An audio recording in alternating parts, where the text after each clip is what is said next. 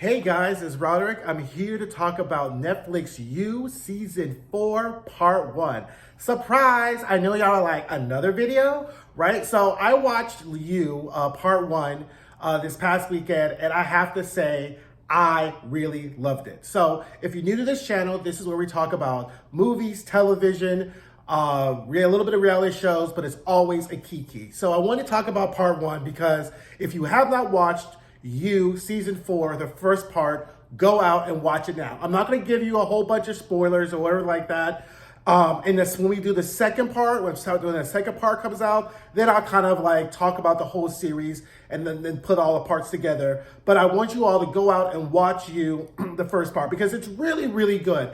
Now, I was kind of off of Joe, really, after the third season because he was like a bona fide fuckboy, right? Because all we saw the first 3 seasons is him chase after women, talk about how he couldn't find a person who really loved him, and had all these unrequited love affairs, and then finally he found someone in love, and then that didn't end up working out, right? And I was just like, so you're just never going to be happy, right? So you're just toxic and whatever. But of course, I was like, whatever. So when we start off with this fourth season or whatever like that, I kind of had very low expectations. And the first episode really caught me in because now we shift from kind of like Joe, this kind of like unrequited love, to a murder mystery, right? And I think that is fantastic because I love me a good murder mystery, right? So Joe's in London and we have this murder mystery and we have these very interesting sets of characters that have been introduced in Joe, who are now in Joe's orbit, right?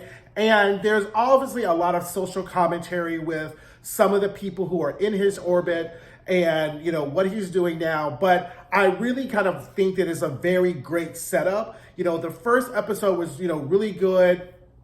And we see like Joe kind of falling back into his old ways. We see a couple of plot points from the previous seasons with Marianne kind of like being dealt with. But I was really invested into kind of like how this story was and how this story was going.